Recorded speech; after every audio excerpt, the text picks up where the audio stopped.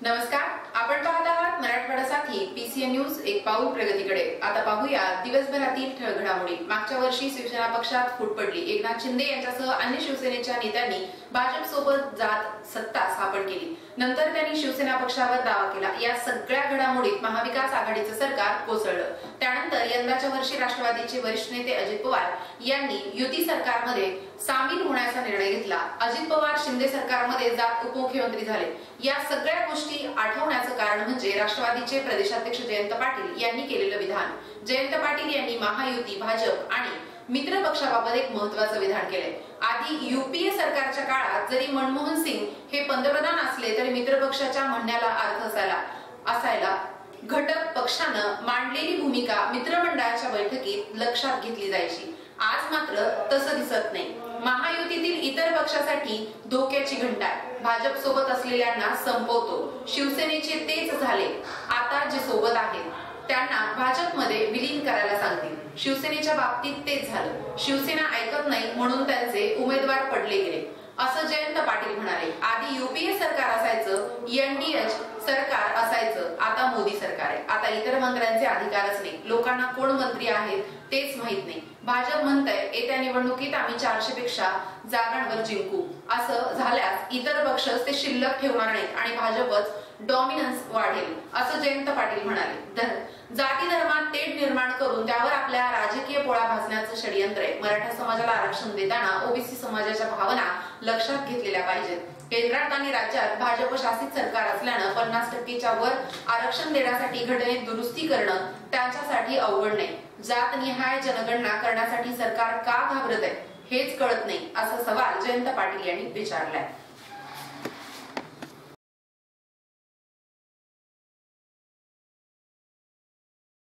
महाविकास आघाडीतील जागा वाटपाच्या मुद्द्यावरून शिवसेना, ठाकरे गट आणि काँग्रेसचे 2 नेत्यांमध्ये वाकयुद्ध रंगले। शिवसेना ठाकरे गटाचे खासदार संजय राऊत यांनी 23 जागांवर दावा केला, पण काँग्रेस नेते संजय निरुपण यांनी सर्वांना समसमान जागा वाटप व्हावं अशी मागणी केली आहे। निरुपण यांनी मुंबईत 3 जागांवर दावा केला। त्यावर संजय राऊतांनी जागा वाटण्याचा फॉर्म्युला दिल्लीतील काँग्रेस नेत्यांशी चर्चा करून ठरणार आहे। त्यामुळे आम्ही महाराष्ट्रातील काँग्रेस नेते काही दावा करत असतील तर त्याकडे दुर्लक्ष करतो, असं संजय राऊत म्हणाले। संजय राऊत यांच्या या भूमिकेवरून संजय निरुपम यांनी निशाणा साधला।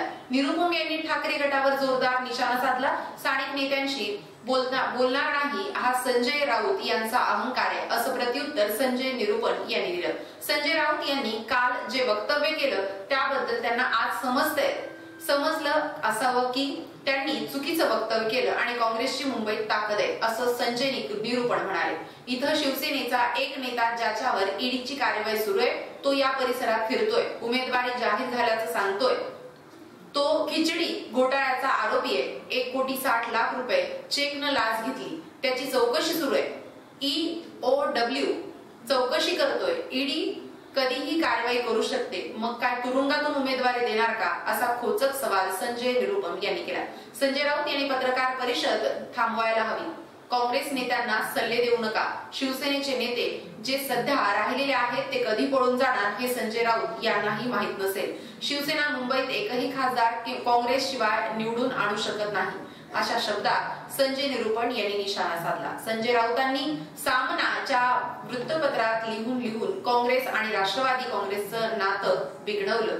आता काय महाविकास आघाडीत बिघाडी करायची आहे का, असा सवाल संजय निरुपण यांनी केलाय।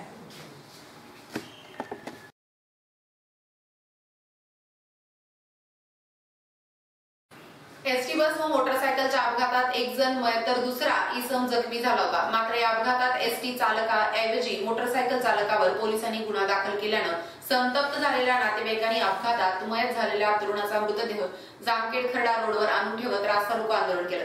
यावेळी संतप्त झालेल्या नागरिकांनी कळंब पुणे बसवर दगडफेक केली। अखेर संबंधित एसटी चालकावर गुन्हा दाखल करण्याचं आश्वासन पोलिसांनी दिल्यानंतर सदरचे रास्ता रोको आंदोलन मागे घेण्यात आलं। याबाबत समजलेली माहिती अशी की अहमदनगर जिल्ह्यातील खर्डा शहराजवळ सीताराम गडाच्या पायथ्याशी जामखेड खर्डा रस्त्यावर मुंबई कळंब एसटी बस व मोटरसायकल यांच्यामध्ये अपघात झाला होता। या अपघातात सोनू अनिल काळे राहणार खर्डा वय 25 वर्ष याचा जागीच मृत्यू झाला, तर दुसरा मोटरसायकल चालवणारा चालक संदीप पवार राहणार खर्डा हा जखमी झाला होता। घटनेनंतर खर्डा पोलिसांनी एसटी चालकावर गुन्हा दाखल करण्याऐवजी उलट बस चालकाच्या फिर्यादीवरून मोटरसायकलवर अपघातामध्ये जखमी झालेल्या व्यक्तीवरच गुन्हा दाखल केला होता। यानंतर मयत झालेल्या व्यक्तीवर जामखेड ग्रामीण रुग्णालयात शवविच्छेदन करून मृतदेह नातेवाईकांच्या ताब्यात देण्यात आला। जखमीवर गुन्हा दाखल झाला याबाबतची माहिती संबंधित नातेवाईकांना समजल्यानंतर ते खर्डा पोलीस स्टेशनला गेले व तुम्ही एसटी चालकावर गुन्हा दाखल करण्याऐवजी मोटरसायकलवर जखमी झालेल्या व्यक्तीवरच गुन्हा दाखल का केला असा सवाल जाब विचारला। यानंतर पोलिसांकडून गुन्हा दाखल करण्यात आलेल्या नातेवाईकांनाच आरेरावीची भाषा वापरली गेली असल्याची माहिती नातेवाईकांनी दिली।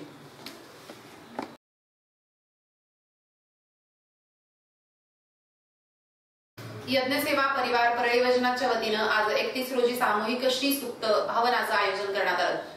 बहु सोमय्याचे यज्ञ मार्तंड यज्ञेश्वर सेलुकर महाराजांच्या संकल्पनेतून यज्ञसेवा परिवार परळी योजनामार्फत मासिक श्री हवनाचं आयोजन केलं जातं। 31 डिसेंबर रोजी दुपारी 4 वाजता विठ्ठल रुक्मिणी मंदिर धरणीकरवाडा आंबेवेस येथे या हवनाचं आयोजन करण्यात आलं। हवनासाठी बसणाऱ्या भक्तांनी सोबत कोणतीही हवन सामग्री आणू नये याची संपूर्ण व्यवस्था आयोजकांकडून करण्यात आलेली आहे। या सामूहिक श्री सूक्त हवनासाठी शिष्यवर्ग व भाविक भक्तांनी उपस्थित राहावं असं आवाहन आयोजकांच्या वतीनं करण्यात आले।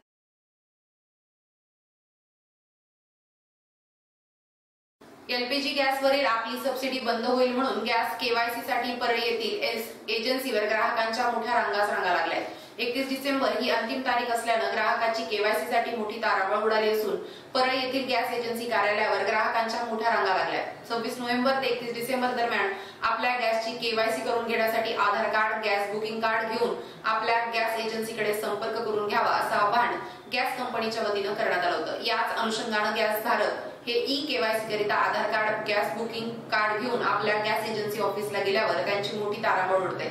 यावेळी केवायसी करण्यासाठी आलेल्या गॅस धारक अजून काही दिवस वाढवून द्यावी अशी मागणी करत आहेत।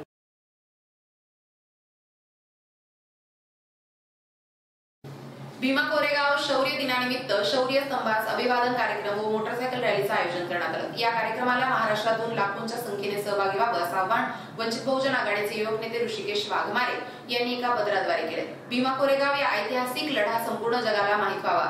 आमचं पूर्वज किती शूरवीर आहे यांच्या शौर्याची दखल घेत इंग्रज शासकांनी भीमा नदीच्या काठावर शौर्य स्तंभ उभारला। 1 जानेवारी 1818 या दिवशी ही लढाई लढली गेली होती। त्या लढाईत पेशव्यांचा पराभव करून महार योद्ध्यांनी ही लढाई जिंकली। वीर मरण पत्कारलं त्या शूरवीर पूर्वजांना अभिवादन करण्यासाठी डॉ. बाबासाहेब आंबेडकर प्रत्येक वर्षी कोरेगाव भीमा येथे येत असत। सध्या वंचित बहुजन आघाडीचे संस्थापक अध्यक्ष ॲडव्होकेट प्रकाश आंबेडकर हे प्रत्येक वर्षी जातात। याही वर्षी अभिवादनासाठी महाराष्ट्रातून देशातून लाखोंच्या संख्येनं आंबेडकर प्रेमी यांनी उपस्थित राहावं असं आवाहन वंचित बहुजन आघाडीचे युवक नेते ऋषिकेश वाघमारे यांनी केले।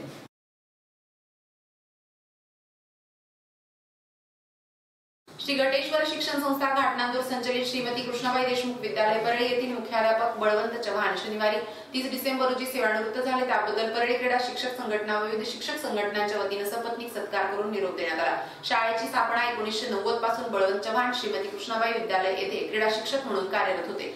26 वर्षाची सेवा झाल्यानंतर सेवा ज्येष्ठतेनुसार 2016 पासून त्यांनी मुख्याध्यापक पदाची धुरा यशस्वीपणे सांभाळली। एका विद्यार्थीप्रिय शिक्षक आणि स्पर्धेसाठी खेळाडू तयार करत तालुका, जिल्हा, विभागीय व राज्यस्तरीय स्पर्धेपर्यंत आणि खेळाडूंना पोहोचवण्याचं कार्य त्यांनी केलं। त्यांचे खेळ व खेळाडूप्रती असलेले प्रेम आणि धडपड या कार्यामुळे त्यांना जिल्हास्तरीय आदर्श क्रीडा शिक्षक पुरस्काराने सन्मानित करण्यात आलं।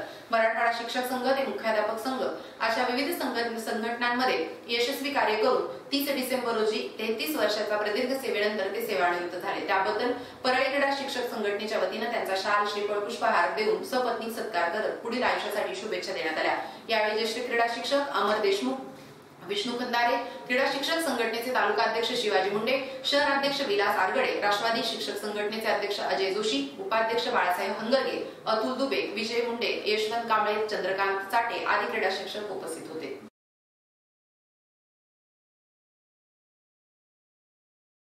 6 जानेवारी या पत्रकार दिनाच्या निमित्तानं राज्यभरात आरोग्य शिबिर, पत्रकार पाल्यांचा सन्मान, जुन्या पत्रकारांचा सन्मान, पत्रकारांच्या मुलांना शैक्षणिक किटचं वाटप, आरोग्य कार्डचं वाटप आदी भरगच्च उपक्रमांचं आयोजन राज्यभर सर्व विभाग, जिल्हा आणि तालुक्याच्या ठिकाणी करण्यात येणार असल्याची माहिती व्हॉइस ऑफ मीडियाचे प्रदेशाध्यक्ष अनिल मस्के यांनी दिली आहे। मुंबई येथे व्हॉइस ऑफ मीडिया राष्ट्रीय संघटनेची बैठक आयोजित केली होती। या बैठकीला व्हॉइस ऑफ मीडियाचे संस्थापक तथा राष्ट्रीय अध्यक्ष संदीप काळे, कार्याध्यक्ष संजय आवटे, सरचिटणीस चंद्रमोहन उपाला, उपाध्यक्ष मंदार फनसे, राष्ट्रीय महासचिव दिव्या भोसले यांची प्रमुख उपस्थिती होती।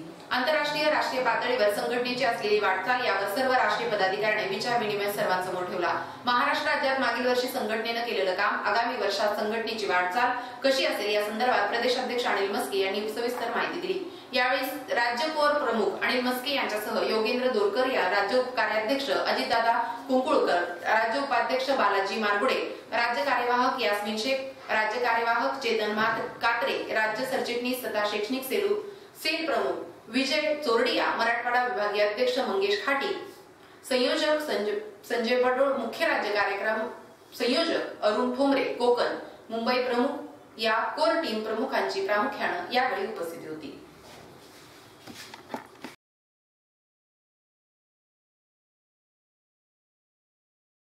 आता येथेच थांबू, उद्या भेटूया याच वेळी याच ठिकाणी मराठवाड्यासाठी PCN न्यूज एक पाऊल प्रगतीकडे। धन्यवाद।